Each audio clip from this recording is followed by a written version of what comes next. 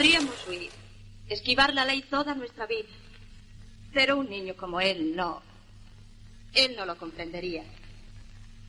¿No te das cuenta? Jimmy. Espera un minuto, ¿quieres? Son ya las 10:15, Jimmy. Es igual, ya te lo dije, aún me queda tiempo. Vienen andando. Es que han podido correr también. Está bien. 1 minuto solamente. ¿Te persigue alguien? No te preocupes. Escucha. De aquí a 1 año, si vuelvo, si me porto bien todo ese año, ¿querrás hablarme nuevamente? No, Jimmy, es inútil, es demasiado tarde. Hablar conmigo, nada más. Tal vez entonces opines diferente. Algo puede haber pasado.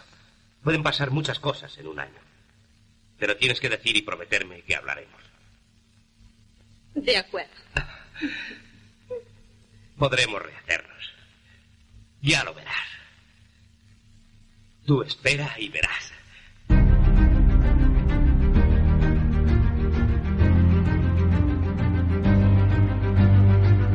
La última flecha, un podcast del antepenúltimo mohicano.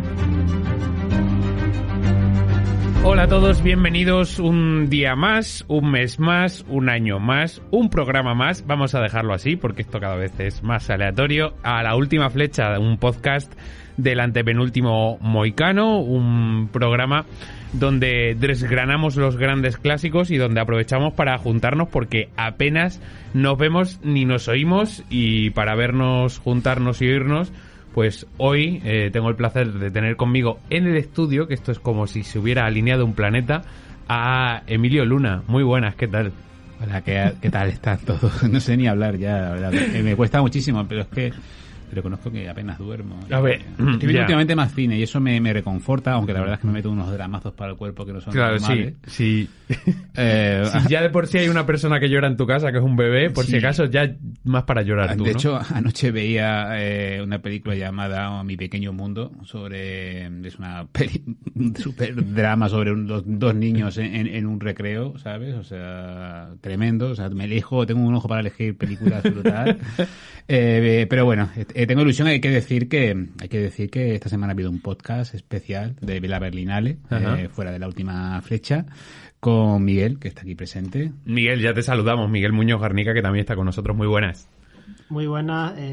Y por cierto, igual convertimos esto en una sesión para animar a Emilio. Sí, venga. Queremos. Intervención, Emilio. Estamos preocupados por ti. Ánimo.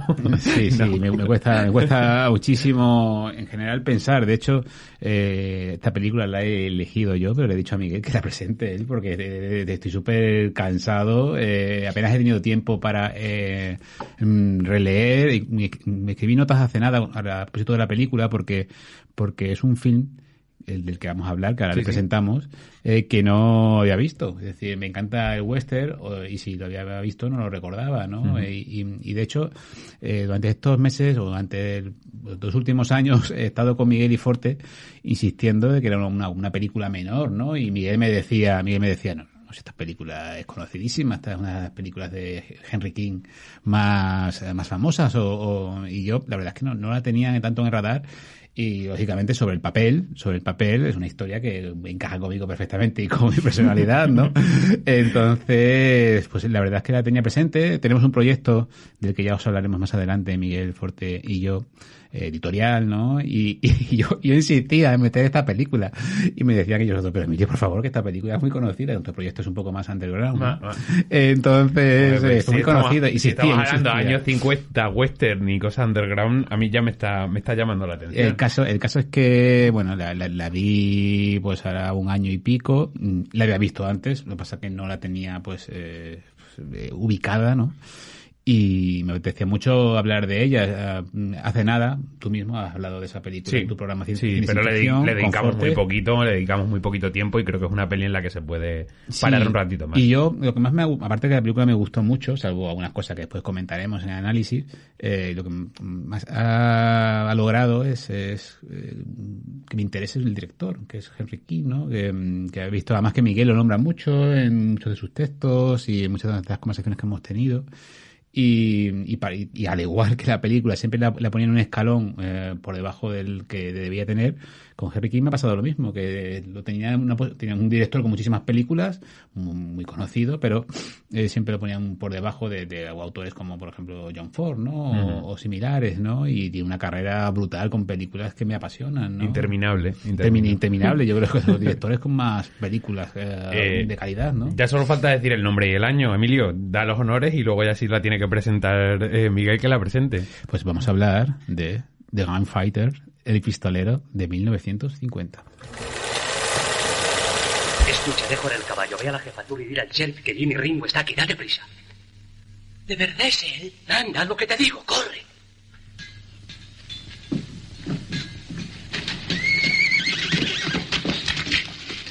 ¿Quieres hacer el favor de dejar esto aquí?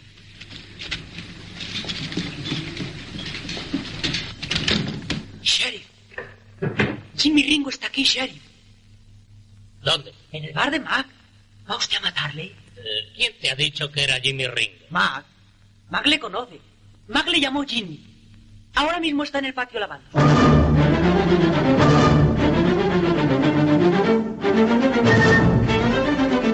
Como has dicho, yo ya hablé con Forte de esta película en otro programa, no, por no hacer spam.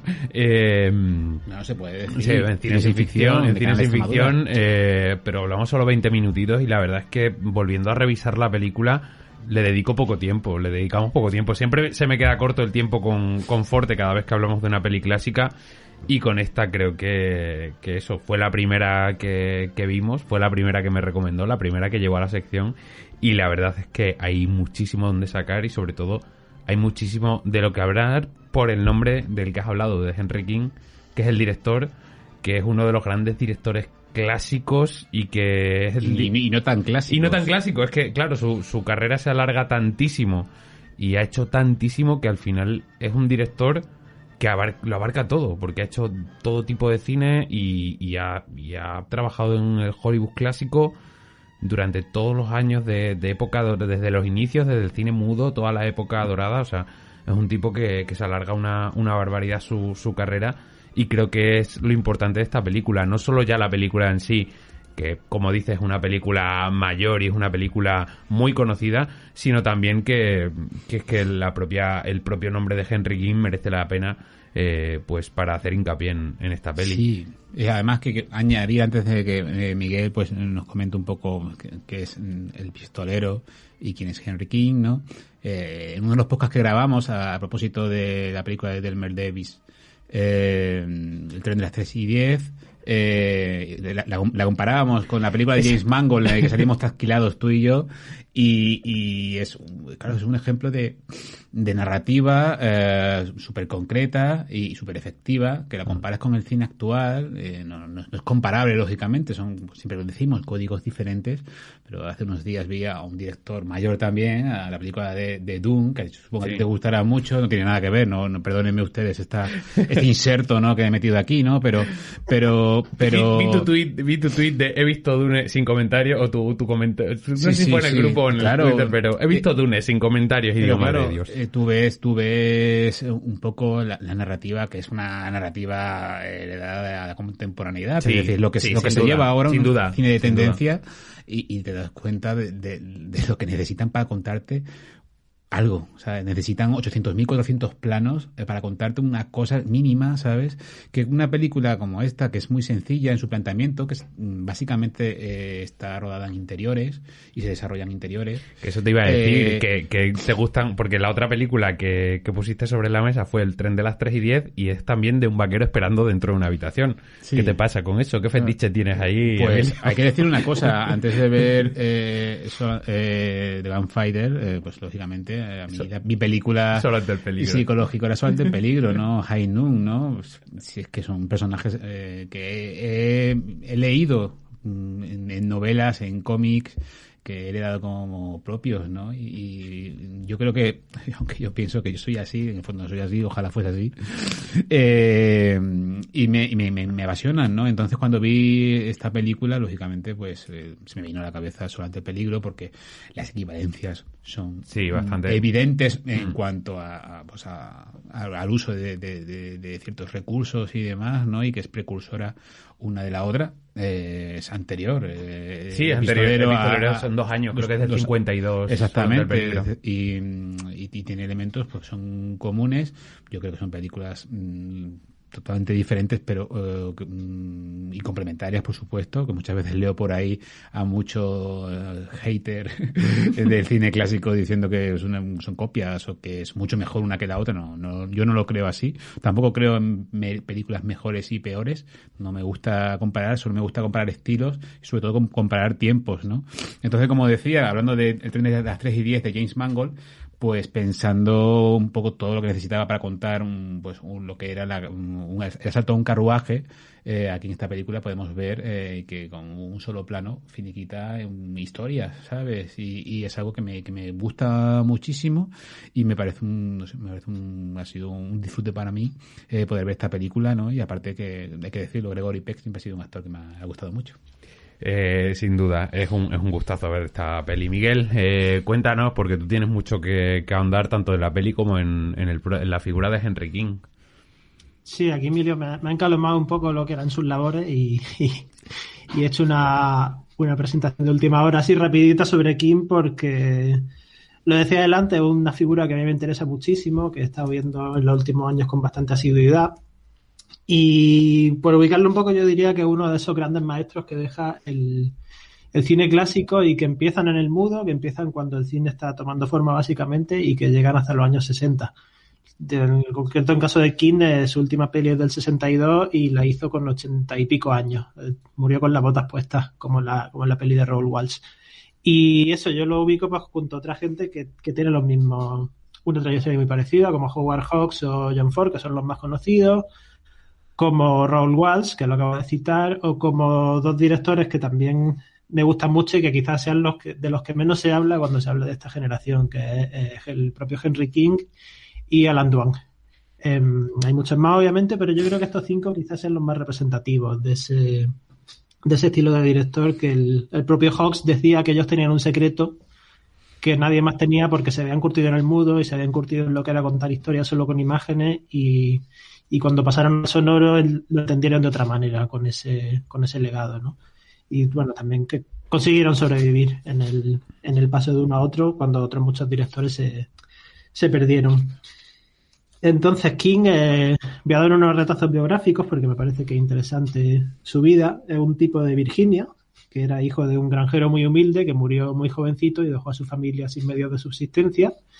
Y él es un tipo que empieza a trabajar a los 15 años, fue mecánico, fue chofer de coche y con 20 años debutó como actor en el teatro. Él estaba en una compañía de teatro ambulante con carromatos que iban de pueblo en pueblo, representando cada noche en un sitio distinto. Y ahí está durante 5 años en los que se curte como intérprete y pasa al cine en 1913, en una época en la que ya sabemos que lo que se hacía era cortometrajes de minutos, que era cuando directores como Griffith estaban todavía dándole forma al lenguaje cinematográfico. Y bueno, para hacernos una idea de lo que era el ritmo de trabajo en esa época, entre enero y junio de 1913 rueda unas 40 películas. En esa época se solía rodar una peli, 2 pelis por semana. Es una auténtica barbaridad, o sea, es una auténtica barbaridad esos niveles de producción. Claro, también tengamos en cuenta que son pelis de 10 minutos que hacían un poco sobre la marcha. Claro. Y Alan Dwan, por ejemplo, cuenta de esa época que ahí no había ningún tipo de reparto entre técnicos, sino que estaba el director, estaban los actores y rodaban lunes, martes y miércoles y los jueves y los viernes se ponían a montar quién mejor se le daba. Estaba escuchando también esta semana sobre la historia de Chaplin y su primer contrato fue con $150 semanales. Pero claro, le obligaba a hacer 2 películas cada semana y era una auténtica barbaridad, a pesar de que era un buen sueldo, entre comillas, porque acabó ganando una millonada, pero ese primer contrato en el cine no era un mal contrato económicamente, sin embargo, las palizas que se pegaba para poder conseguirlo era increíble. Sí, el caso de King es muy parecido, porque él venía primero de trabajos manuales muy mal pagados y luego de una compañía teatral que en el cine le ofrecían más dinero y claro, al final estaba establecido en un estudio y rodaban siempre en la misma zona y al final era un ritmo muy draconiano, pero ya era otra cosa, era un poco casi aburguesarse, ¿no? Pese a la tralla que era eso. Y bueno, en esta época aquí no rodaba como director, rodaba como actor siempre. Y la mayoría de estas primeras 40 películas eran westerns que él hacía en un pequeño estudio que montaron en Pasadena, en una antigua casa abandonada. Allí en una finca pusieron algunos decorados y sobre todo rodaban ahí porque pasaba un tren justo por enfrente del estudio en el que podían rodar escenas de asalto al tren. Que la rodaban, por cierto, sin avisar a los pasajeros del tren, que veían de pronto como un grupo de gente a caballo llegaba con armas a saltar el tren. Qué movida, qué liada. Y se espantaban, pero... Y eso fue el Western, pues ya digo, de un rollo de película de 10 minutos. Y él pues se fue curtiendo rápidamente en la dirección, le dejaron hacer algunos planos, le enseñaban las bases del oficio y en 1915 hace su primer corto. Se pasa rápidamente al largo porque estamos hablando de los años en los que se estrena El nacimiento de una nación y los estudios se dan cuenta de que el largo era el futuro del cine y abandonan el corto rápidamente. Y ahí King empieza a curtirse en una serie de películas hasta que hace el proyecto que lo consolida, la película que lo consolida, la que él entendió que era una película más personal para su gusto y la que le dio un gran éxito de crítica, que es Tolly David, de 1921, a la que le dedicamos un podcast en NAM, por cierto, hace unos meses. Y es una peli muda que él hereda de un guión que en principio quería hacer Griffith, justamente, aunque a diferencia de otra gente como Walsh o como Ford o como Dwan, King no llegó a trabajar directamente con Griffith, pero su influjo está ahí, ¿no? Y es un director que aprendió mucho de lo que estaba poniendo en práctica Griffith en ese momento. Y Tolly David es una peli, ya digo, que hace muy en la línea de Griffith, con un actor griffithiano que era Richard Barthelmess, que en esa época estaba muy en boga, y es una peli de lo que se ha llamado el género americana, que son películas sobre la vida rural estadounidense, muy, muy dulcificadoras de ese estilo de vida, muy idealistas en su forma de plantear los conflictos, idealismo no entendido como simple almibaramiento, ¿no? Sino que entiende la lucha entre el bien y el mal en unos términos como muy ideales y en personajes muy, muy en esa línea. Y yo creo que la americana es el gran género de Henry King, justamente. Esas películas de entornos rurales él las hizo en muchos momentos de su carrera, tiene joyas en este género y encajan mucho también con uno de los rasgos muy distintivos de King dentro de lo que se le permitía hacer de expresión personal, porque había proyectos que eran más que él sentía como más personal y proyectos más de encargo. Tolly David es su primer proyecto personal, decía. Él es un tipo con muchas inquietudes religiosas, ¿no? Es un tipo muy, muy creyente, muy devoto, y eso le lleva mucho a su película. Pero claro, es una religiosidad muy humilde, muy de pequeñas comunidades y de cómo la religión la unifica y en fin, está presente, ya digo, en mucha de su obra. Y después de esta trayectoria en la que fue saltando entre distintos estudios, en 1930 King ficha por la Fox, la entonces llamada 20th Century Fox, para una película y sin embargo terminó quedándose 32 años en la compañía. Es el director clásico que más fiel ha sido a una compañía, porque salvo una sola película, que ahora no recuerdo cuál es, estuvo en la Fox hasta el 62, cuando rodó su último largo. Y sobre todo eso fue posible gracias a que tenía muy buena relación con Terry Lev Zanuck, que desde 1935 toma el mando de la compañía. Y era un productor pues muy en la línea de los productores de la época, muy invasivo, muy controlador, pero que King, por lo que fuera, sabía llevarle bien y eso le permitió trabajar con bastante comodidad en la Fox y en la Fox precisamente donde hace la película del pistolero. A diferencia de esos otros directores de su misma generación, King es un tipo un poco menos versátil que Hawks, por ejemplo. Tocó menos géneros que otros compañeros suyos y eso se refleja en que hizo poquitos westerns, hizo solo 3, pero los 3 son auténticas maravillas. Uno es el Tierra de Penumbra, no, Tierra de Audaces, perdón, Tierra de Penumbra, otra cosa. Tierra de Audaces, que es la historia de Jesse James, de 1939, con Tyrone Power y Henry Fonda, que es una barbaridad de película.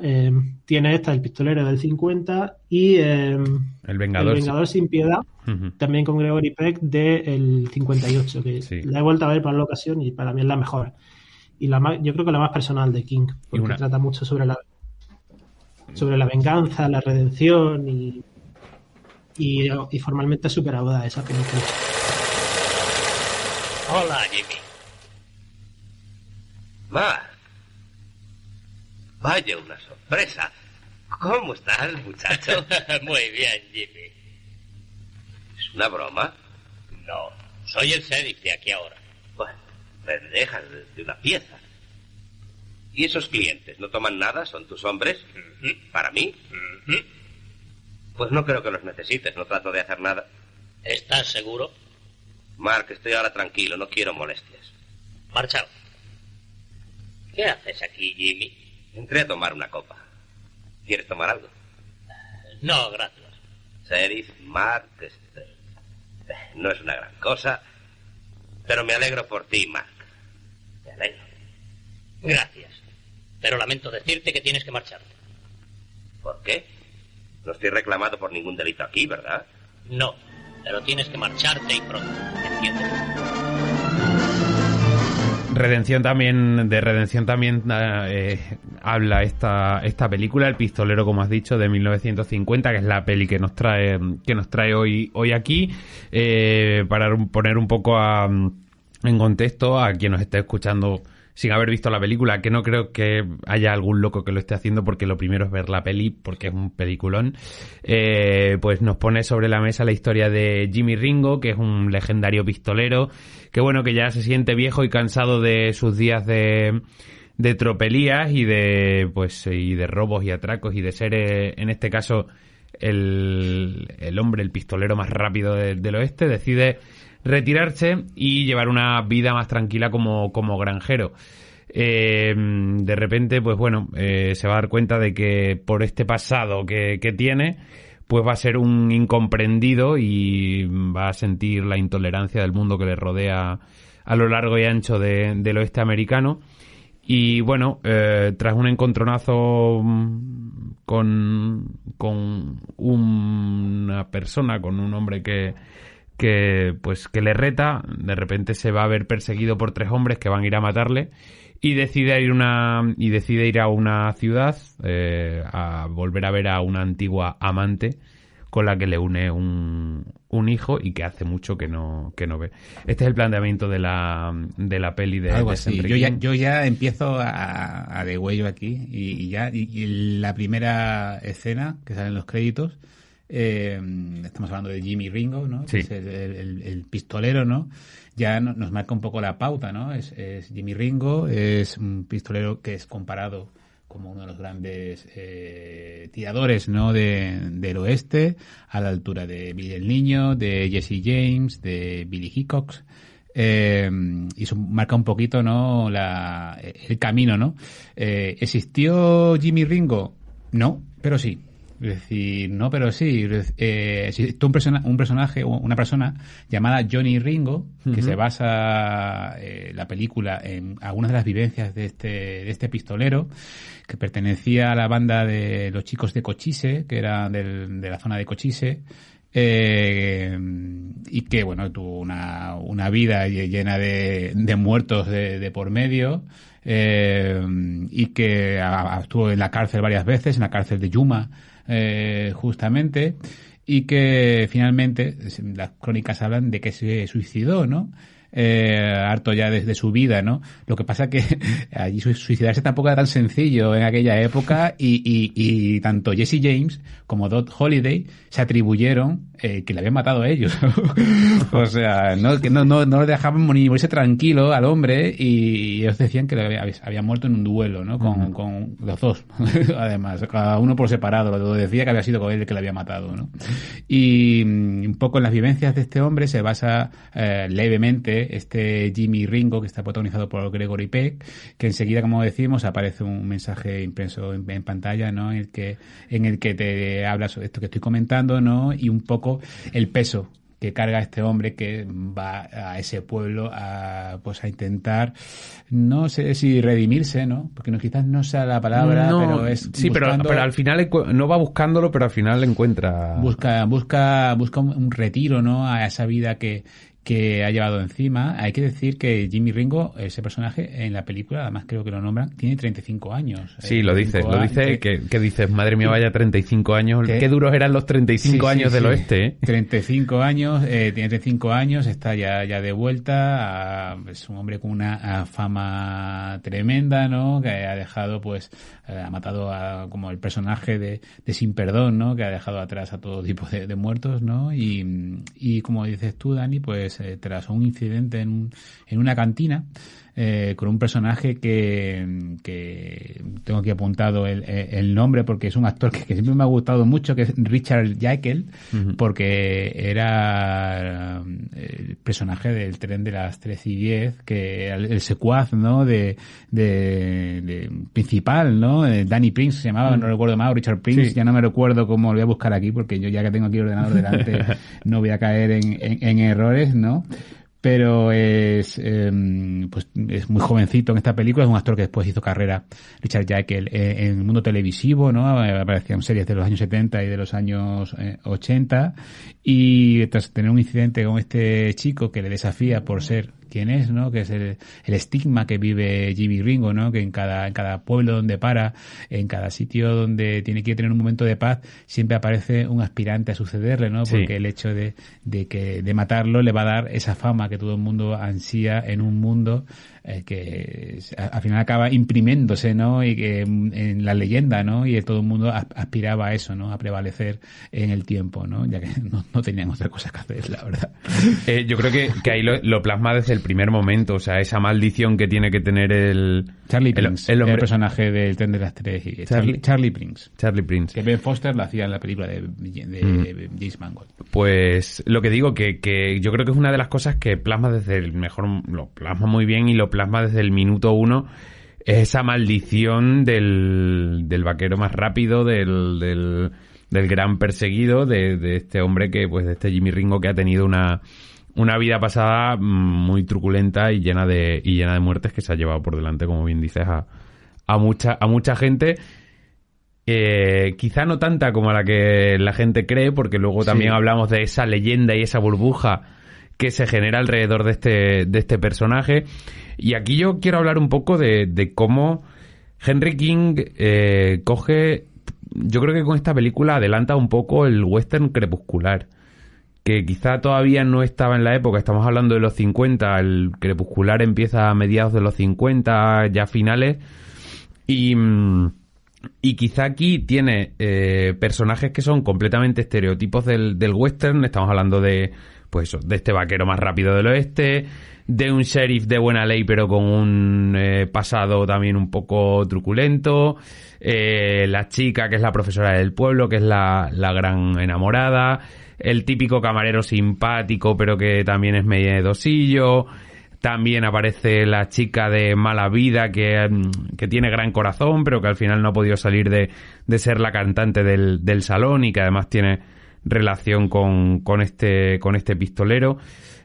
No sé, yo creo que aquí el gran trabajo lo hace King, utilizando estos estereotipos pero dándoles un fondo y sobre todo sacándoles de la acción de un western habitual y creando un western pausado donde realmente apenas tenemos un par de escenas de acción y el resto es centrarse en la profundidad y en el drama de los personajes. Esto lo diría Miguel, esto lo diría muchísimo Forte, ¿no? Pero es un típico suyo, ¿no? Pero logra, sobre todo a través del diálogo, ¿no? Porque es una película donde los diálogos prevalecen por encima de cualquier otra cosa, aunque creo que a nivel de puesta en cuadro también es una peli brutal, ¿no? Hace con que los personajes te importen. hacen que te importen todos ellos, además, porque se establecen lazos en los que hay un pasado, ¿no? Pero sobre todo ese momento de presión y de tensión que vive el protagonista, ¿no? Que tiene que resolver en 12 horas, ¿no? Lo que será su futuro, ¿no? Prácticamente, ¿no? Siempre ligado y mirando atrás, ¿no?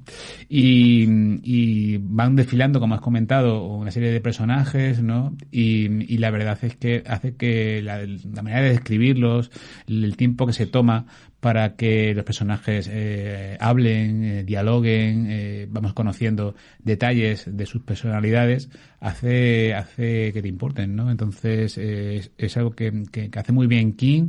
Tiene ese toque crepuscular porque básicamente el final además así lo remarca, ¿no? Aunque lo obvio es que hablamos de un western psicológico, ¿no? Que también lo anticipa, que es pues un subgénero, una variante del western que tuvo bastantes muescas, ¿no? Pero que muy pocas películas yo creo que pues llamaron la atención en ese sentido, ya todas nombradas aquí.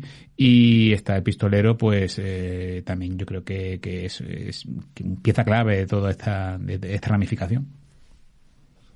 Yo sobre lo de western crepuscular quizás tenga mis dudas, porque no sé si soy muy partidario de dividir al western en evoluciones del género, porque sí que es verdad que es un tipo de western que predomina más en los 50, principios de los 60, pero por ejemplo Tierra, se me olvidó otra vez el nombre, el biopic de Jesse James, Tierra de Audaz, ya tiene ese toque crepuscular con el personaje, con la forma tan conocida en la que murió, por ejemplo, y ya hay westerns que en los años 40 desarrollan mucho esta idea del ocaso del cowboy, por ejemplo, Perseguido de Raoul Walsh o el She Wore a Yellow Ribbon de John Ford, que ahora mismo no me sale el título en español.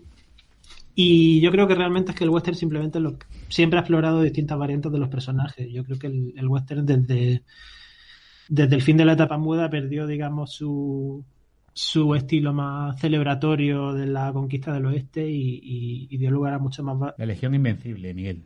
Sí, la Legión Invencible que tiene ese toque crepuscular completamente. Y no, por ejemplo, si ves que yo he visto poquísimo, pero el western televisivo de los 60 vuelve más a esos personajes más simples, a esos pistoleros que simplemente que quizás los veamos en su apogeo como pistoleros y sean obras más de acción, cuando a la vez un género que está producido después de los grandes desarrollos del western en el cine, ¿no? Entonces yo creo que simplemente el western lo que hace es ofrecer distintas variaciones, y yo creo que ese gusto por el giro trágico o por los finales amargos también hay que buscarlo en el propio Henry King, que era un tipo muy aficionado a los registros melodramáticos, y él siempre lo decía, además, que le gustaba, no diría que tragedia, porque tampoco, quizás es un poco excesivo hablar de tragedia incluso con el pistolero, pero sí con ese toque melodramático, ese regusto amargo, y que ya digo, yo creo que es parte de uno de los muchos registros que ofrece el western, simplemente. No sé, a mí una de las cosas que me gusta de la peli es cómo juega con el miedo y con la tensión, con la intriga. Por un lado, poniéndote a estos tres perseguidores que tiene Jimmy Ringo, que te los va poniendo en diferentes retazos de la peli y cada vez los acelera más. Te pone también a un francotirador en una ventana que quiere matar a Jimmy Ringo en cuanto salga. Entonces de repente encierra ese salón del bar y te lo propone como el único sitio seguro en el que puede estar, porque sabe que si sale va a morir.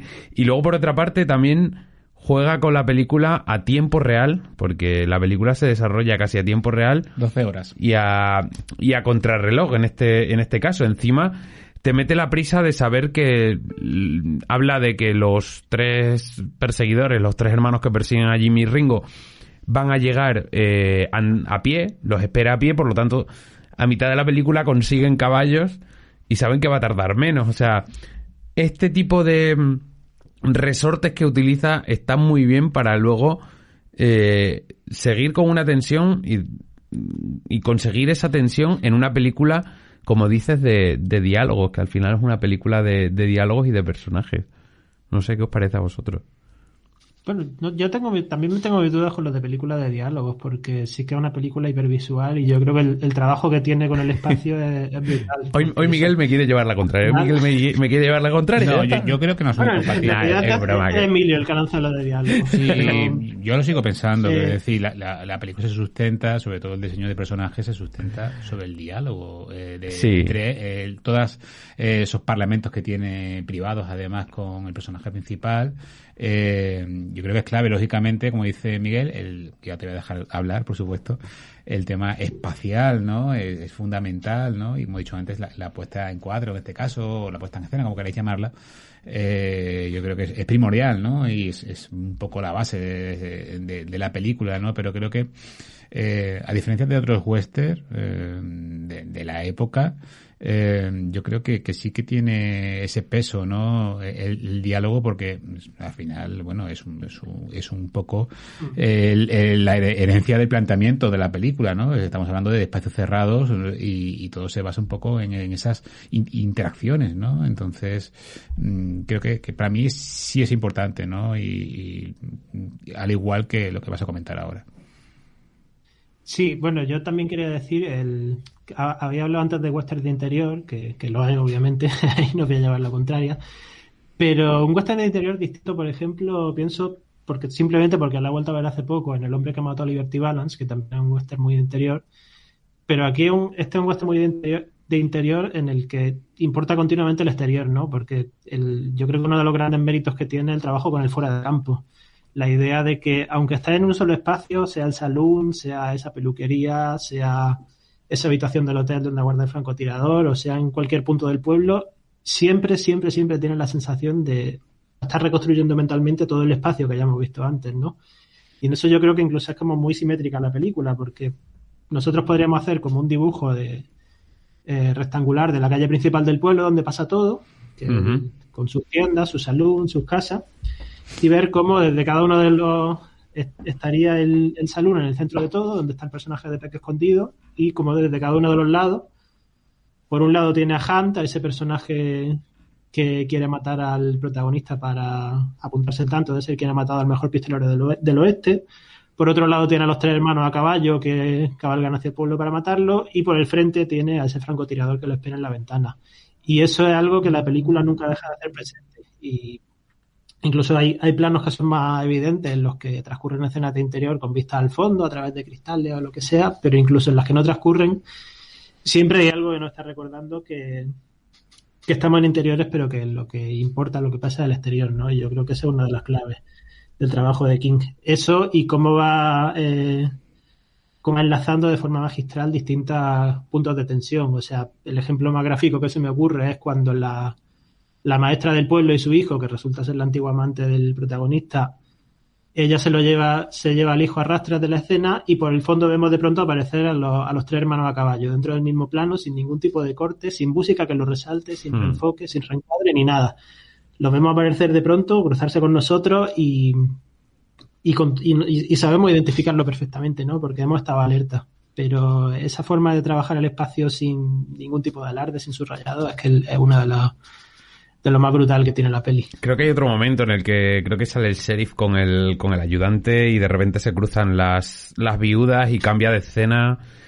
También hace un juego no similar, pero al final hace lo mismo, valor de plano, de repente saca el sheriff y utilizando esa misma entrada llegan todas las viudas para luego enlazar con la escena en la que las viudas van a ver al sheriff y se encuentran con Jimmy Ringo y tienen una conversación con él sin saber que es él. Señor Ringo, yo soy Charlie Norris, señor Ringo, uno de los hombres de Mare Street. Me ha ordenado que dispare si alguien molesta. ¿Con qué? No traje el arma conmigo porque no quise que pensaros que otra cosa. ¿Quién es? ¿Quién ha dicho, desde luego? ¿Dónde está Mark? Tuvo que ir a ocuparse de otro asunto. Volverá dentro de unos minutos. Bueno, hombre, coja su arma. Tomaremos una copa. Gracias, señor Ringo. Os quería preguntar por la figura de Jimmy Ringo de nuevo, porque por un lado, es una figura que Henry King plantea para que imponga miedo desde el primer momento, pero también respeto. Es decir, es un tío que tiene su pasado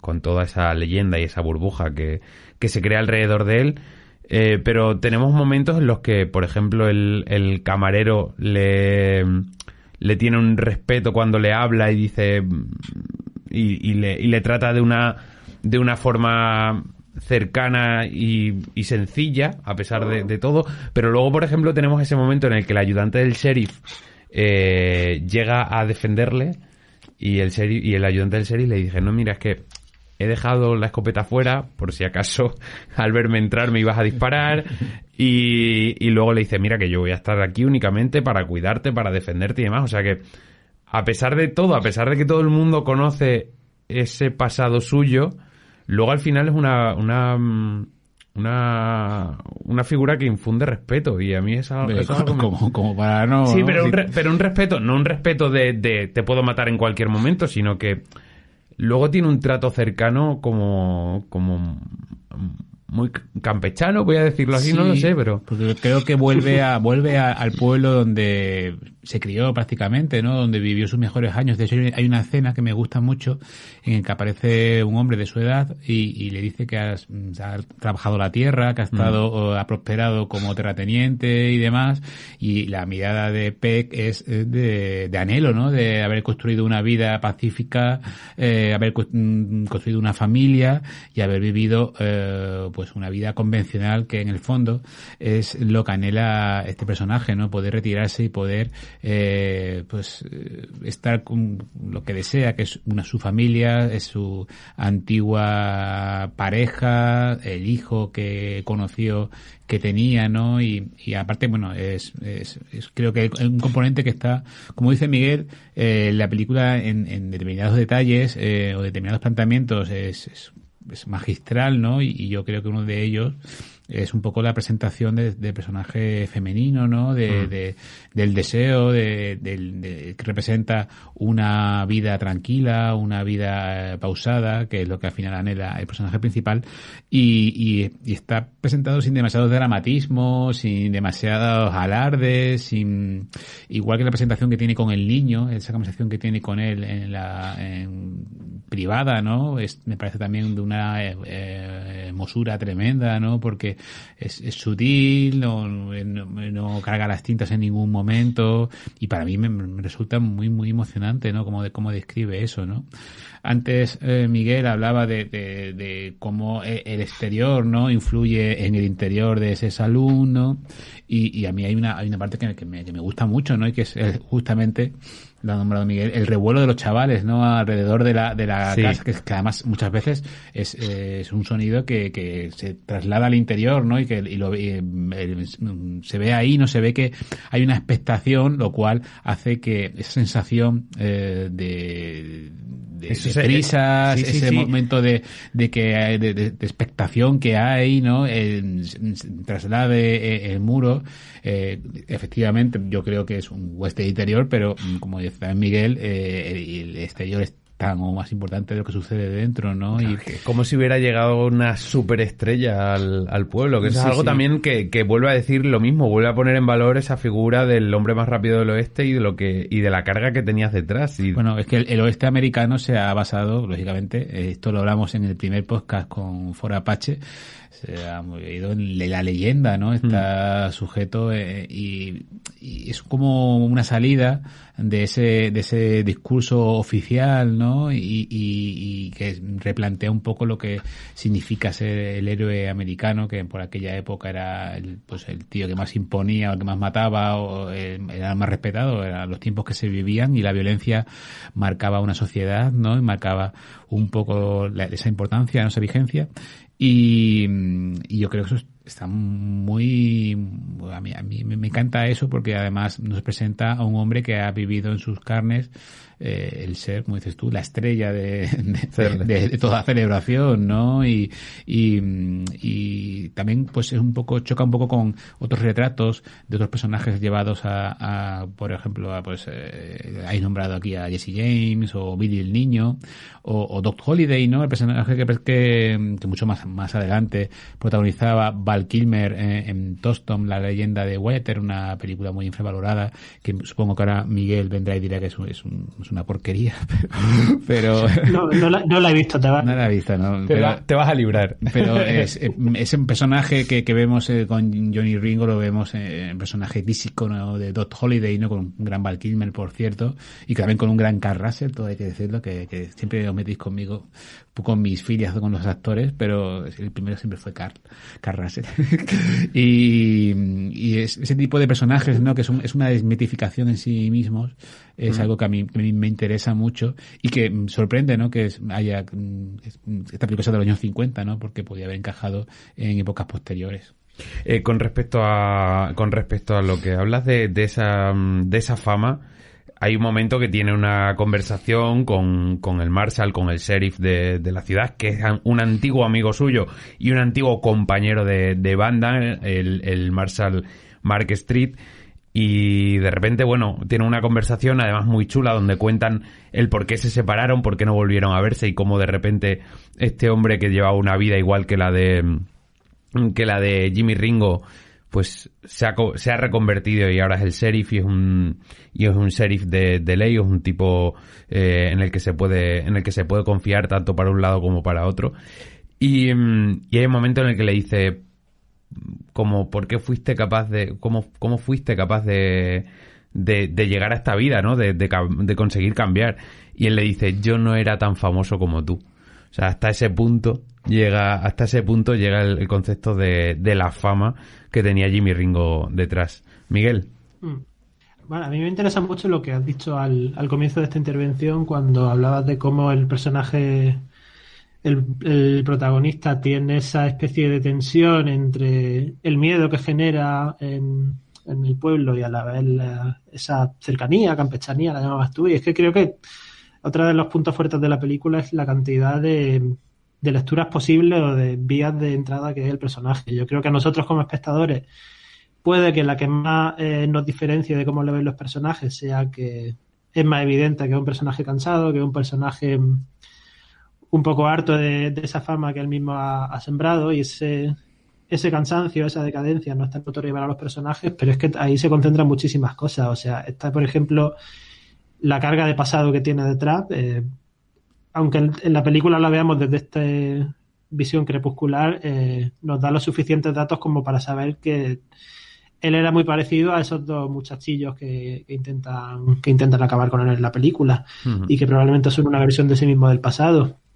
Y también hay una puesta en tensión que me parece muy interesante entre lo que hablabais también, el peso del mito, el peso de cómo hay un personaje que encarna un mito total, el pistolero más rápido del oeste, un héroe, y digamos la banalidad de su presencia, ¿no? Que los personajes lo señalan varias veces, que no parece gran cosa.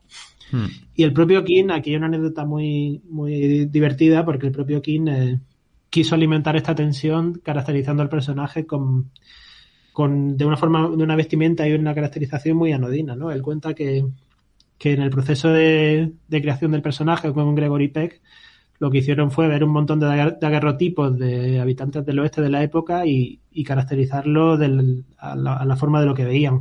Entonces le hicieron crecer ese bigote, le cortaron el pelo a lo Tazón, como lo habría hecho un barbero de la época, le pusieron una chaqueta raída, y que, por cierto, cuando el entonces director de la Fox, que era Spiros Skouras, justo cuando empezaron a rodar la película estaba ausente, y cuando habían pasado 2 semanas de rodaje volvió y vio los rases de lo que ya se había hecho, entró en cólera y dijo que cómo era posible que hubieran hecho una película con Gregory Peck con ese bigote tan horrible y con ese pelado. De hecho, él dio la orden de que volviera a rodarse todo, que la película tenía que empezar desde el principio. Y no se hizo porque King y Peck y el director artístico se compincharon para para hacerle una estimación de lo que costaría volver a rodar la película mucho más alta de lo que eso te iba a decir, posiblemente le subirían un poquito el presupuesto.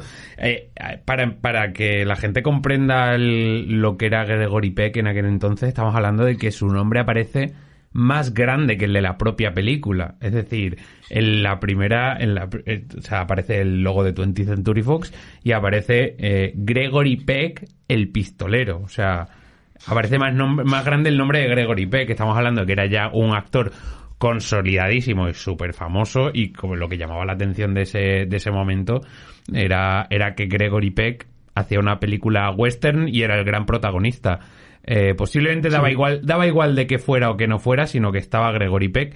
Por eso, de ahí el enfado del productor de la peli, porque claro, si de repente vas a ver a Gregory Peck y no lo vas a ver en su mejor apariencia física, pues sí. De hecho, la película, cuando se rodó, Peck tenía 33 años. O sea, no había una diferencia muy grande. Aunque le hayan afeado, como ha dicho Miguel, y el productor entrara en cólera, sino era su edad, ¿no? La verdad es que era un actor entonces en alza, y se convertiría pues en uno de los ejemplos, ¿no? De la edad uno de los grandes valores, ¿no? De la edad de oro de Hollywood. Y es verdad que, no sé si Miguel me puedes recordar algún western que haya hecho más Peck, ¿no? Pero así conocido, ¿no? Pero la verdad es que es un género en el que no lo ubico tan fácilmente, ¿no? Y en esta El pistolero, la verdad es que pues cumple, ¿no? Como ese personaje, ¿no? Atormentado, pero que intenta encontrar un espacio de esperanza, ¿no? Y bueno, al final lo logra, pero de una manera diferente de lo que pensábamos todos. Pues bueno, yo diría que la otra película con Henry King de Bravados, El Vengador sin Piedad, también es de Peck, que tiene un registro muy interesante. Puede que la más conocida sea Horizontes de Grandeza, de William Wyler, que hace un papel de cowboy pacifista que quiere evitar la pelea, que yo creo que es el que más le pega a Gregory Peck como cowboy. O Cielo Amarillo, de William Wellman, que es un western también muy curioso, porque tiene un estilo un poco peculiar. Yo la verdad es que a mí me pasa que tampoco a Peck es un tipo que asocie muchas películas del oeste, ¿no? Sí, igual no tiene la presencia más evidente para ese tipo de género, pero claro, justo por eso da un registro muy, muy llamativo, ¿no? Y esto que señalaba tiene un poco un efecto paralelo, ¿no? Es decir, tú ves a ese personaje del pistolero legendario, que sin embargo tiene una apariencia muy común, y la gente se sorprende de que parezca tan pocosa. Y un poco lo mismo con la aparición de Peck, ¿no? Al final, quizás nosotros no lo percibamos tanto, pero la gente de la época, al ver a Peck más desmañado, con un peinado barato, con un bigote poco cuidado, también era una tensión entre Gregory Peck, hemos venido a ver la película por él, es una superestrella de Hollywood, pero sin embargo tiene esta apariencia tan ordinaria, ¿no? Y es uno de los posibles registros que da Peck, ¿no? Yo no sé por qué no lo termino de asociar al western, no sé si es por presencia, porque tiene quizá una cara demasiado elegante, puede ser. Elegante, sí. Elegante, como que parece un dandy, ¿no? Pero es que a mí también me ocurre lo mismo, y has nombrado a 3 películas portentosas, ¿no? Y la película de Wellman, que es un, por cierto, a Forte, que lo vamos a nombrar por segunda vez, le gusta mucho. Se te echa de menos, Forte, se te echa de menos. Le gusta muchísimo El Cielo Amarillo, y es cierto que, o sea, de primeras no lo ubicas, pero también tiene autoporte, ¿no? Es un tipo alto, pues elegante, de gestos pausados, ¿no? Y no lo ves como un matón, ¿no? De leyenda, ¿no? Por decirlo así. Y quizás para mí fue la sorpresa, ¿no? Cuando vi que esta película y vi que estaba protagonizada por Gregory Peck, fue la primera barrera que tuve que superar, ¿no? Y fue rápida, es decir, cuando vi la primera escena montada en caballo que iba a su destino, dije, pues ya está, lo tenemos ahí, ¿no? Y de todas maneras creo que aquí la estrella de la película no es Gregory Peck, yo creo que la estrella es Henry King, ¿no? Yo creo que las imágenes son poderosísimas en todos los sentidos, y deja momentos, sobre todo, aunque ya lo hemos hablado, ¿no? nivel de puesta de escena, pero las imágenes de interior, los encuadres, los sobreencuadres, con esos umbrales de por medio, esas puertas, esas miradas al reloj, a los péndulos, la manera de cómo está montada la película, yo creo que yo creo que la clave de la película es la forma, ¿no? Porque al final esta historia más o menos la acabamos conociendo de miles de maneras, ¿no? John Ford ha representado muchas veces, ¿no? En el cine, y creo que la forma lo es todo, y yo creo que Henry King era más que un director barra artesano o encargado de hacer películas para grandes estudios. Creo que era un director con ese toque de autor, ¿no? Que era algo que también le pasaba en las mejores películas de Raoul Walsh, por ejemplo, ¿no? Y no sé, que yo creo que Miguel esto lo puede rebatir o me lo puede corroborar por alguna vez en la vida. Sí, hombre, yo siempre tiendo a creer un poco en la autoría, incluso en el Hollywood clásico, ¿no? Y aquí se nota la mano de Henry King. Yo creo que de King normalmente se habla menos también porque tiene un estilo menos reconocible, pero una de las cosas que me gustaría retomar también es eso que hablaba yo al principio, comparando con Dune, por ejemplo, que yo tampoco tengo comentarios de ella, porque si los tuviera mal, pero... me voy a ir porque, en fin... No, es un mal ejemplo, pero yo realmente podía haber dicho todo el cine actual o el cine de masas o el cine semicomercial, ¿no? Sí. Pensaba que estaba bien traído lo de Dune porque el tema de... Esto le pasa mucho también a Landoin, por ejemplo, y junto a Henry King, así como... o a Jack Turner, o sea... Así como, por ejemplo, puedes pensar en Howard Hawks, que lo que hacía bien era un poco lo contrario en Río Bravo, por ejemplo, una película de 2 horas que no tiene mayor argumento, pero que se desarrolla por el gusto por prolongar las escenas, ¿no? Y sin embargo, gente como Doan, gente como Henry King y demás, o Turner, que ponía de ejemplo, son gente que en poquísimos planos, a veces en un solo plano, en apenas un par de minutos, no ya es que sean concisos con la historia principal que están contando, sino que son capaces de meter una cantidad de detalles que crean un mundo propio en pinceladas, ¿no? A mí una de mis escenas favoritas de la película es una cosa tan simple como cuando la primera aparición de este personaje, Hunt, que quiere matar a Gregory Peck. Él va a una barbería, entra en la barbería y vemos que en la barbería hay un puñado de personajes que están jugando al póker en la mesa y les preguntan, ¿qué hacéis jugando al póker con lo que está pasando en el pueblo? Y ellos dicen que no se han enterado porque llevan días jugando a eso. Y estos personajes con esa pincelada ya te hace una idea de cómo son. Lo que ha dicho Emilio, no había mucho que hacer en el oeste. Sí, matarse y beber. Sí, pero que me gusta el detalle ahí de que con esa pinceladita ya te imaginas pues un universo en el que esos personajes llevan días jugando al póker. Te hace una idea perfecta de cómo pueden ser, de qué tipo de personajes. Te da como una especie de calidez de ese espacio que son personajes completamente secundarios que realmente no aportan gran cosa a la trama, pero que crean un universo completamente, ¿no? Tiene otra también cuando le dice, creo que es que le ensille el caballo o que le ponga el caballo, no sé, al ayudante del bar, y de repente sale el niño, que es un chavalito joven, y sale con la escoba en la mano y le dice, ¿pero dónde vas con la escoba? Vuelve para acá, vuelve para atrás, ¿dónde coño vas con la escoba? Pues ese tipo de detalles hay muchos durante la película. Total. Y hacen que esos personajes que no van a ningún sitio, pero que te pongan un ambiente y que te creen un universo propio. Sí, lo comentábamos hace un rato, los personajes te importan, pero no solo los personajes que tienen una entidad propia o tienen una carga narrativa específica, sino también todos esos periféricos, ¿no? Al final, como ha dicho Miguel, y eso es algo que me ha gustado, es sentir esa calidez, ¿no? Que te pasa con algunas películas, ¿no? En donde entras en una tienda y te recibe el tendero y ves enfocando a los diferentes detalles que hay en las estanterías, ya te ha hecho partícipe, ¿no? Del mundo en el que vivían, ¿no? Y lo que viven los personajes, ¿no?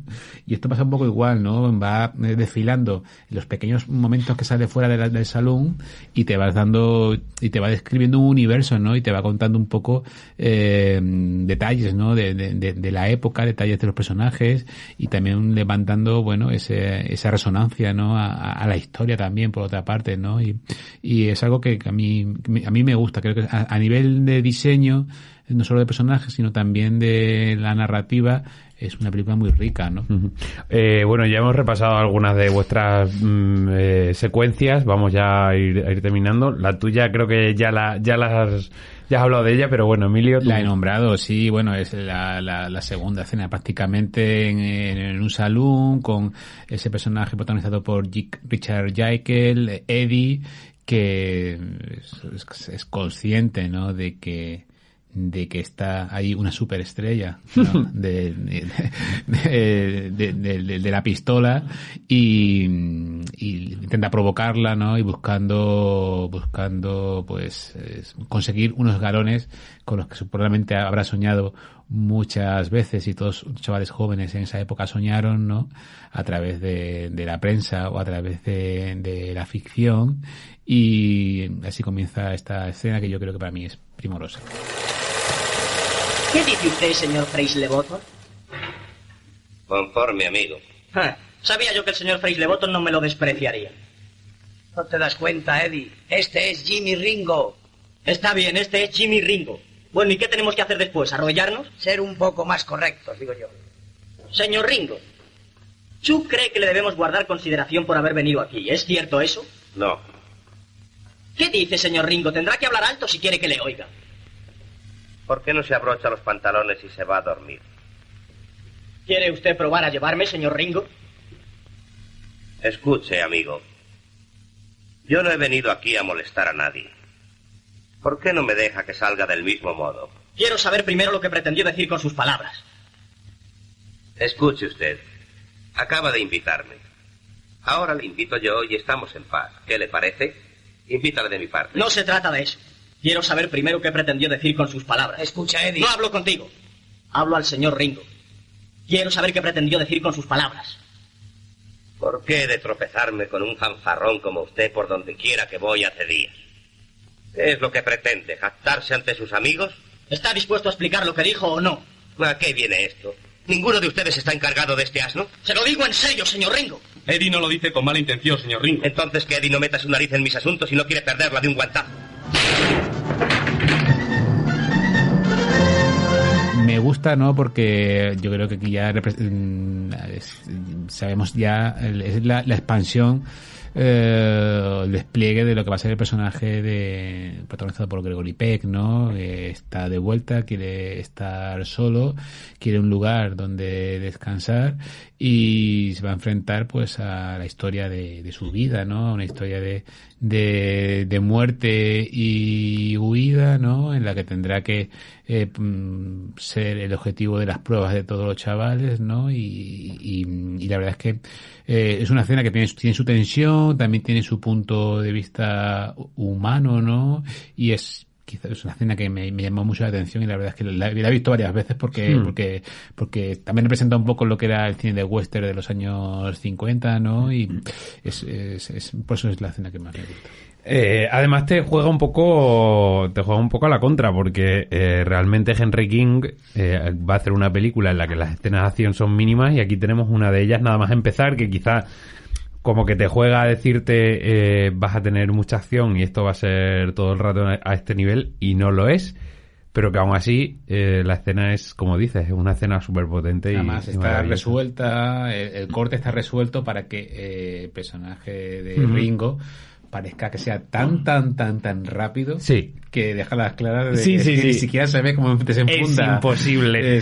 Nadie. Hay un corte de por medio y vemos al personaje del chaval muerto, ¿no? y me gusta ese trabajo de montaje, porque bueno, así evitas que tu actor no demuestre sus dotes a la hora de desenfundar, pero por otro lado pues genera ese efecto, ¿no? de persona imbatible, ¿no? Que es algo que son detalles que me gustan, ¿no? Que es algo más que un humano, ¿no? Es un tipo que desenfunda muy muy rápido en un mundo en el que se gestionaba a través de desenfundar el arma, ¿no? Miguel, ¿con qué escenas te quedas tú? Pues mira, yo voy a dar un rodeo antes de... Vale, sí, adelante. O sea, porque, claro, a mí me ha costado elegir escena porque siendo una peli con tantos detalles tan fugaces, casi me quedaría con cualquiera, ¿no? Pero justo Sí. cuando has dicho el detalle de ese niño que se va con la escoba y el personaje se la quita y le dice que dónde va con la escoba, estaba pensando en cómo decía antes que Henry King es un tipo que aprende mucho de la tradición del cine mudo y sobre todo de lo que hacía Griffith.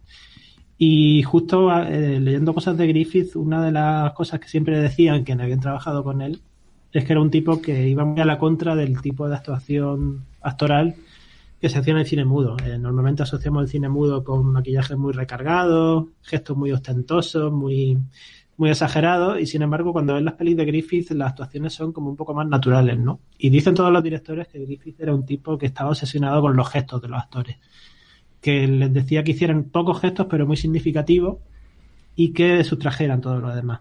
Y yo creo que King viene de esa escuela y en el tema de la escoba se ve muy bien. Como estar atento a un gesto tan simple como un chaval que echa a correr y coge la escoba y se la lleva consigo. Estar atento a ese gesto, estar atento al hecho de coger la escoba, de llevársela, de quitársela, ya te lo define, ¿no? Uh-huh. Entonces, claro, yo esta película me cuesta pensarla en escenas, es lo que quiero decir, sino casi en detalle. Pero dándole vuelta a la escena que quería escoger, al final he elegido una que es cuando, más o menos a mitad de película, aparece un ranchero en el salón donde está bebiendo el protagonista y tiene una breve conversación con él. ¿Qué tiene, un rancho? Sí, compramos un terreno el primer año de matrimonio. No es gran cosa, pero le vamos sacando fruto. Se casó con la chica más guapa de la sierra, pequeña como una pulga, pero muchacho, le hace rodar las escaleras. Así es, tiene razón. Chica, pero enorme. ¿Cuántas cabezas de ganado tiene? Sobre 400. Empezamos con 50. ¿Y caballos también? Bueno, no tenemos muchos. Se necesita mucha gente para cuidar los caballos, pero creo que hay unos 30. Eso es un gran comienzo. Sí, eso es lo que ella y yo decimos. Hay que trabajar mucho, mucho para sacar algo de un sitio así, pero no nos importa. La tierra es buena y abundante de agua, así es que estamos mejor que otros del pueblo. El año pasado tuvimos mucha suerte. Espléndido. ¿Quiere tomar otro? No, gracias. Uno solo, dijo ella. Muy agradecido, como si lo tomara. Adiós, Ma. Adiós, Tommy. Saluda a Elena de mi parte. Sí, así lo haré. Buen chico, Tommy. Bueno, esa escena la he elegido sobre todo porque digamos que rompe un poco una norma que decía antes de la película. O sea, hablaba antes de cómo la película va acumulando detalles para crear un fuera de campo en el exterior en torno a esa calle principal del pueblo, las distintas líneas de tensión que van por ahí. Y este ranchero que visita el personaje de Gregory Peck, que aparece de pronto de la nada, además es muy llamativo porque es un personaje que de pronto llega al salón, parece que no se ha enterado de lo que está pasando, el resto de personajes lo saludan y no le dicen nada, y tiene un primer gesto que es llamativo porque se dirige al protagonista, al pistolero, como si fuese alguien cualquiera que pudiese encontrarse en el salón. Le invita a una copa, le habla con amabilidad. Descubrimos que es un ranchero que vive en un rancho apartado, con lo cual entendemos que no se ha enterado de lo que pasa porque vive un poco al margen del pueblo. Se bebe solo una copa. En otros detalles de caracterización genial de King sabemos que tiene un pasado de alcoholismo pero que está luchando contra él y simplemente desaparece y se va. Y lo que me gusta o la norma que rompe este personaje es que queda el único fuera de campo al que no tenemos acceso como espectadores, ¿no? Que es ese rancho al margen de la sociedad, apartado del pueblo. Es un espacio que nos está vedado a la visión y que le está vedado al personaje de Gregory Peck. El futuro que él se imagina al final de la película, además, un rancho con su mujer y su hijo, apartado de todo, y que nunca se le va a conceder, ¿no? Y yo creo que en la película hay muchos personajes que funcionan como vidas posibles, pasadas, presentes o futuras del protagonista. El chico que lo mata, por ejemplo, es una versión muy posible de su pasado. El sheriff es una versión posible también de su pasado si hubiera tomado otro camino. Y este ranchero, por el contrario, es la versión del futuro que nunca conseguirá tener. Y yo creo que es un detalle que puede pasar muy desapercibido, como este ranchero se va y parece que se va hacia la nada. No nos imaginamos, no tenemos la capacidad, o sea, nos lo imaginamos porque conocemos el género, ¿no? Y hemos visto el rancho en otras películas, pero la película nos veda muchos espacios. Y el hecho de que nos lo vede y de que nunca tengamos acceso a él, en el fondo redunda mucho en la la melancolía que hay en el personaje, que nunca conseguirá librarse del peso del mito que ha acumulado, ¿no? Yo no podría haberlo dicho mejor y tengo que decirte que esto nos pasa por no saber las escenas de unos de otros, y es que yo iba a elegir esa misma escena, pero tengo otra lo has explicado maravilloso. Yo no lo hubiera hecho mejor ni de coña, así que Miguel, me alegra que hayas elegido esta secuencia, porque para mí es una de las más significativas de la película.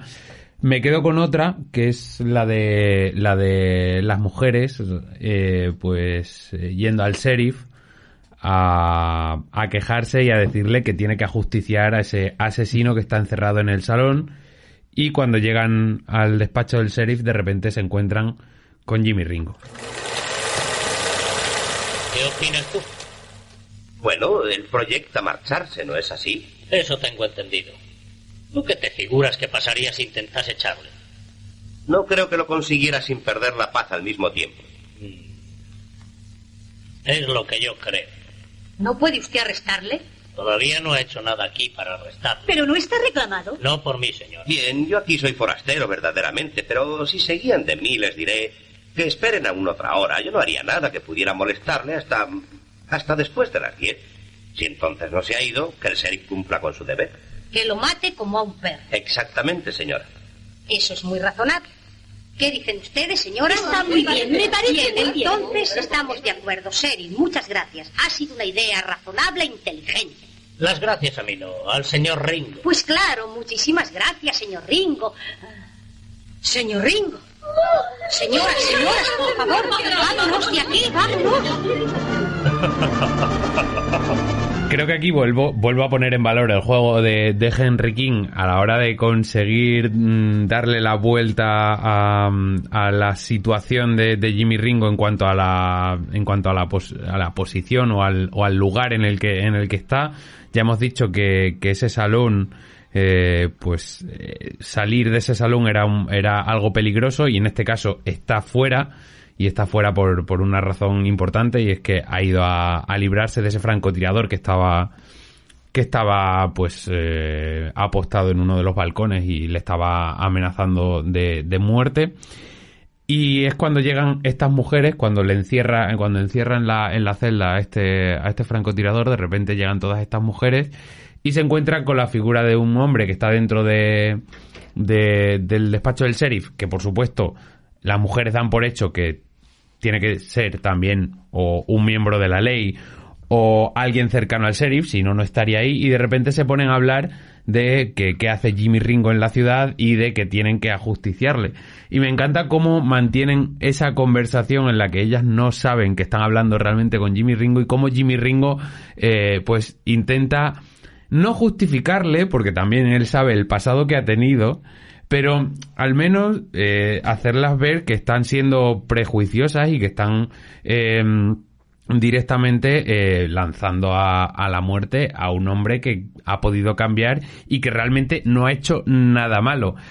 Y lo mejor es que la escena hace un suma y sigue cuando llega el Marshall al despacho, y entre Jimmy Ringo y este Marshall, como hay un pasado detrás, un pasado de compinches, pues de repente vuelven a jugar esa carta que seguramente se ha jugado en muchas situaciones que han tenido previamente, de tener que engañar, mentir, y de pues esas miradas y ese guiño de ojos que te hace convencer a unas mujeres de lo que tienen que hacer y lo que tienen que responder cada uno, para que estas mujeres pues al fin y al cabo les dejen en paz, que es lo que quieren. Pero me gusta mucho cómo surge ese juego de compinches entre dos hombres que se conocen, que han trabajado juntos, que posiblemente hayan matado juntos, pero que ahora ya juegan una cosa completamente diferente hasta ese momento en el que pues las mujeres, ellos dicen sí, hay que ajusticiarle, y si llegan las 10 de la noche le vamos a ajusticiar. Vale, denle las gracias al señor Ringo. Y ahí se destapa todo, y las mujeres, por supuesto, salen despavoridas de ese salón, de ese despacho del sheriff, ¿no? No sé, me resulta una escena muy sorprendente, sobre todo porque plasma ese juego que han tenido los dos personajes, tanto en Marshall como Jimmy Ringo, y también pues pone sobre la mesa todos esos prejuicios que tiene que soportar Jimmy Ringo. Ese tipo de bueno, es una de las salidas, de las pocas salidas cómicas que tiene la película, por un lado, y en ese tipo de papeles, antes hemos hablado de la idoneidad de Peck en este tipo de papeles, ¿no? De western, está hecho para él perfecto, ese tipo de comedia de cortes, desacuerdos y líos, y él esto lo abordaba muchísimo como el buen chico americano, ¿no? La verdad es que hay algo que ha dicho Miguel que me ha gustado mucho, ¿no? Y que entronca un poco con, yo creo que es la idea de la película, ¿no? Sobre la identidad, ¿no? Al final se cruzan en muchísimas escenas una identidad deseada o anhelada con otra, la identidad pretérita, con lo vivido, por lo que le gustaría vivir, y no solo en el personaje en sí mismo, sino también en el resto de elementos que van a estar a su alrededor, ¿no? Desde el sheriff hasta el ranchero que ha especificado Miguel, ¿no? Y al final yo creo que eso es el pozo humano que deja este film, que yo creo que es una historia que trasciende su género, pese a que está instalado en unos códigos bastante claros, ¿no? Y por eso estamos hablando de esta película hoy, y por eso yo creo que es un clásico, ¿no? de western. Para cerrar también, Miguel. Nada, yo iba a decir que a mí me ha gustado mucho la escena que ha escogido Dani. También estaba entre mis candidatas, por cierto. Lo hemos pensado parecida a la peli. Y me gusta mucho porque es un clasicazo del western, el corrillo de mujeres beatas puritanas que desvelan toda la hipocresía social, ¿no? O sea, una de las cosas que me gustan del western es la simpatía que suele tener por las mujeres, entre comillas, desviadas, por las prostitutas, y la antipatía que suele tener por las mujeres más santurronas, que es algo de hasta la diligencia, por ejemplo, que yo creo que es muy fundacional. Y también iba a decir, en realidad solo aprovecho para hacer una recomendación más de western, porque hace poco vi una peli que me ha recordado un poco a The Gunfighter, porque yo creo que no es el tema principal de The Gunfighter y está un poco, como tantas otras cosas, forma parte de los muchos frentes que abre la película, pero el oeste tiene esa vertiente también muy de comentario social, ¿no? De cómo al concentrar a sus personajes en pequeñas comunidades, con lo más representativo de la vida americana, hace que afloren también los grandes defectos de la sociedad, las pequeñas hipocresías, la fascinación por la violencia, como en este caso, y el comentario social, digamos, menos halagüeño. Y a mí me recuerda mucho, ya digo, a una película que vi hace pocas semanas que se llama Una bala sin nombre, de Jack Arnold, que es el director más conocido sobre todo por La criatura del lago, que lo que hace es un argumento un poco parecido, en el sentido, esto que le gusta a Emilio, que decís que le gusta a Emilio, de encerrar a un personaje en interior y ver cómo todo se desarrolla en torno a él. Es un pistolero que llega a un pueblo del oeste, parecido al que vemos en el pistolero, y que todo el mundo lo reconoce, porque es un tipo que es famoso porque es un asesino a sueldo que nunca falla al ejecutar a sus víctimas, y que además siempre sale impune porque consigue provocarlo hasta que son ellos los que disparan primero y él los ejecuta. Y lo interesante de la película es que transcurre toda la película sin que el asesino haga nada, simplemente está ahí en el pueblo, y la gente, a raíz del hecho de que esté ahí, poco a poco va creándose un clima de desconfianza, van saliendo culpabilidades acumuladas y va estallando todo sin que el personaje haga absolutamente nada, ¿no? Y eso, ya digo, en The Gunfighter no está enunciado tan claramente, pero juega un poco también con la idea de cómo meter en un pequeño ecosistema un elemento disruptor, le hace un pistolero con fama acumulada, puede simplemente con esa presencia descomponerlo todo y revelarnos todos los trapillos sucios que hay debajo de esas comunidades. Pues nos quedamos con esa última recomendación, Una bala sin nombre. Llegamos al final de la película, al final del programa. Así que nada, ya no vamos a saber, a partir de ahora ya no vamos a saber cuál va a ser la próxima película. Eso es algo nuevo que tenemos a partir de hoy, porque si no es muy complicado juntarnos, cada vez lo vemos más complicado, así que he tenido que ponerme casi hasta fascista para poder juntarnos. No, hombre, no tanto, pero bueno, espero que tengamos programas más asiduamente con esta nueva fórmula. Y nada, chicos, muchísimas gracias y hasta la próxima Última Flecha. Hasta la próxima. hasta la próxima y llevamos muchos westerns ya y esperemos que vengan muchos más. Sí, todos los que hagan falta porque a mí me encanta. Bueno, recordad que tenéis toda la información de cine en el antepenultimomohicano.com, así que entrad ahí que vais a tener todo sobre festivales, sobre premios, sobre críticas, sobre noticias, todo lo que queráis. Un abrazo y hasta la próxima Última Flecha. La Última Flecha. Visítanos en www.elantepenultimomohicano.com.